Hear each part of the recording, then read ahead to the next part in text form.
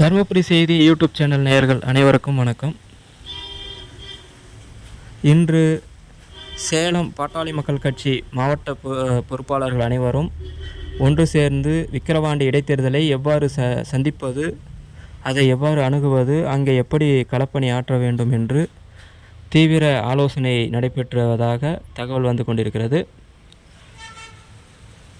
விக்கிரவாண்டியில் திண்ணை பிரச்சாரம் மிக தீவிரமாக நாம் செய்ய வேண்டும். நாடாளுமன்ற தேர்தலில் கிடைத்த தோல்வியிலிருந்து நாம் மீண்டு மிகப்பெரிய வெற்றியை பறிக்க வேண்டும். அதற்கான வாய்ப்பாக விக்கிரவாண்டி தேர்தலை நாம் பயன்படுத்தி கொள்ள வேண்டும் என்று சேலம் மாவட்ட பொறுப்பாளர்கள் ஒருமித்த கருத்தோடு அங்கு முடிவு எடுத்திருப்பதாக சொல்கிறார்கள்.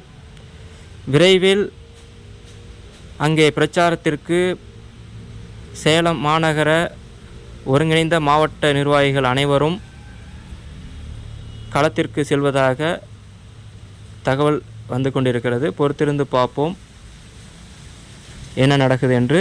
அடுத்தடுத்த காணொளியில் முக்கிய தகவலுடன் உங்களோடு இணைந்திருப்போம். இந்த சேனலை சப்ஸ்கிரைப் செய்யாதவங்க உடனே சப்ஸ்கிரைப் செய்யுங்க. அடுத்தடுத்த காணொளி போடுவதற்கு ஒரு ஊக்கமாக இருக்கும். நன்றி.